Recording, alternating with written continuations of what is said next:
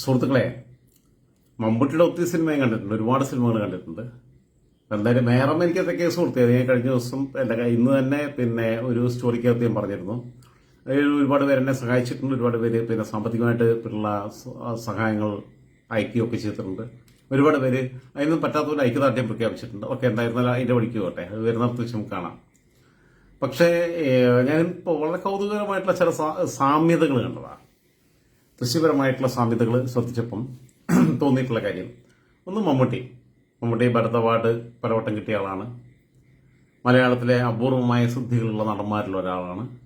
അഭിഭാഷകനായിട്ട് തുടങ്ങിയതാണ്. Advocate PA Muhammad കുട്ടി എന്നായിരുന്നു അദ്ദേഹത്തിന്റെ പേര്. എൻ്റെ നാടായിട്ടുള്ള മഞ്ചേരിയിൽ വന്നിട്ട് അഡ്വക്കേറ്റ് ശ്രീധരൻ നായർ, ഞാനൊക്കെ ശ്രീധരേട്ടൻ എന്ന് വിളിക്കുന്ന പഴയ ഡയറക്ടർ ജനറൽ ഓഫ് പ്രോസിക്യൂഷൻ ആയിരുന്ന കേരളത്തിലെ ബാർ കൗൺസിലിന്റെ ചെയർമാനായിരുന്ന ആളുടെ ശിഷ്യനായി അഭിഭാഷക വൃത്തി ആരംഭിച്ച ആളാണ്. ഇപ്പം മഞ്ചേരി MLA ആയിട്ടുള്ള അദ്ദേഹത്തിന്റെ മക്കളൊക്കെ എൻ്റെ സുഹൃത്തുക്കളാണ്. അഡ്വക്കേറ്റ് UA ലത്തീഫിന്റെ, മുസ്ലിം ലീഗിന്റെ MLA UA ലത്തീഫിന്റെ സഹപ്രവർത്തകനായിരുന്നു. വളരെ അടുത്ത സുഹൃത്തായിരുന്നു. അങ്ങനെ മുസ്ലിം ലീഗിന്റെ പരിപാടിക്ക് ലത്തീഫ് സാഹിബ് ഇദ്ദേഹത്തെ കൊണ്ടേതാ, ലത്തീഫ്ക അങ്ങനെ കൊണ്ടുപോയിട്ടുള്ളതാ.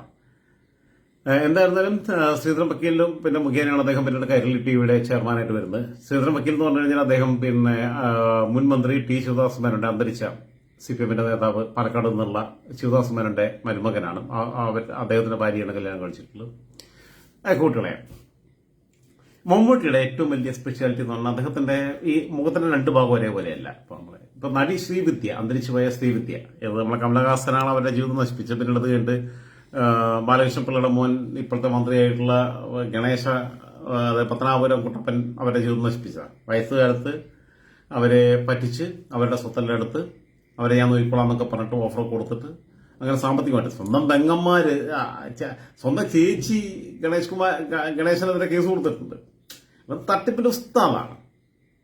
സരിത സോളാർ സരിതയിൽ ഇവനൊരു കുഞ്ഞുണ്ട്. അത് സരിത തന്നെ പറഞ്ഞിട്ടുണ്ട്. താജ് ഇബ്രാഹിം ഹാഷ്മിയുടെ 24 ന്യൂസിലെ ജനകീയ കോടതിക്കകത്ത് അവൾ പറഞ്ഞിട്ടുണ്ട്, രക്തബന്ധമുണ്ട്, അതുകൊണ്ട് ബാലകൃഷ്ണ സാറാണ് ഇവരെ തന്തയാണ് ചെലവിനെല്ലാം കൊടുത്തിരുന്നത് എന്നുള്ളത്. കാരണം പേരക്കുട്ടികളെ സംരക്ഷിക്കണമല്ലോ. മാത്രമല്ല, മന്ത്രിടത്ത് നിന്ന് അടികിട്ടി ഇവന് വേറൊന്നിന്റെ ഭർത്താവ് വന്നിട്ട്. അത് കഴിഞ്ഞിപ്പം പറഞ്ഞു ഭാര്യയാണ് എന്നെ അടിച്ചതെന്ന് പറഞ്ഞിട്ട് മോഹമൊക്കെ മാന്തിയ ഒരാണോ ഏതോ ഒരു സ്ത്രീയുടെ ഭർത്താവ് വന്നിട്ട് ഇവന്റെ ഈ കോഴിത്തരം കൊണ്ട് അടിച്ച് മൂലക്കിട്ടു. എന്നിട്ട് ചോര ഒലിപ്പിക്കുന്ന മുഖമായിട്ട് ഇവൻ ലൈവ് ചെയ്തു. മന്ത്രിയായിരിക്കും, ആണല്ലാത്തവനാണ്. അങ്ങനെ വന്ന് അവസാനം ഇവന്റെ ഭാര്യ യാമിനി തങ്കച്ചി മക്കളെയും കൂട്ടിട്ട്, രണ്ടാം മക്കളാണല്ലേ, ഇവൻ തിരിഞ്ഞു നോക്കില്ല. അവര് അന്തസ്സുള്ള ഒരു സ്ത്രീയാ, അവര് ഇങ്ങനെ കോഴിയായിട്ട് നടക്കുന്നവരുടെ കൂടെ ഞാൻ ഇല്ല എന്ന് പറഞ്ഞു. അങ്ങനെ പറഞ്ഞിട്ട് അവര് വിട്ടുപിരിയാൻ തീരുമാനിച്ചു. അവർ പത്രസമ്മേളനം നടത്തി. ഇവൻ പത്രസമ്മേളനം നടത്തി കഴിഞ്ഞപ്പോൾ അവരും പത്രസമ്മേളനം നടത്തി. അങ്ങനെ ഇവിടെ നാല് കൊടുത്തിട്ട് അവിടുന്ന് മന്ത്രിസഭയിൽ നിന്ന് പോയി. അതല്ല വിഷയം. മമ്മൂട്ടിയിലേക്ക് തിരിച്ചു വരാം. ഈ അഭിനയവും കാര്യങ്ങളുമായിട്ട് ബന്ധപ്പെടുമ്പോൾ ഞാനിങ്ങനെ കാട് കയറി പോകുന്ന എനിക്കൊരു സ്വഭാവമുണ്ട്. മമ്മൂട്ടിയുടെ ഏറ്റവും വലിയ ഫേഷ്യൽ എക്സ്പ്രഷൻ വരുന്നത്, ഞാൻ ശ്രീവിദ്യയെ കുറിച്ച് പറഞ്ഞപ്പോഴാണ്. ശ്രീവിദ്യക്ക് മുഖത്തിന്റെ ഇങ്ങനെ ഇവിടെ നിന്ന് ഈ നെറുകയെന്ന് ഇങ്ങനെ വരച്ച്, മൂക്കിന്റെ ഇങ്ങനെ വരച്ച് പകുതി എടുത്താൽ ഈ സൈഡും ഒരേപോലെ ഓക്കെയാണ്. കണക്കെടുത്ത് നോക്കിയാലും ഏത് രീതിയിലാണെന്നാലും ഒരു 0.000001 പോലും ചെറിയ മാറ്റം പോലും വരില്ല. അല്ലെങ്കിൽ ശ്രീവിദ്യയുടെ അഴകളവുകളും അങ്ങനെയായിരുന്നു.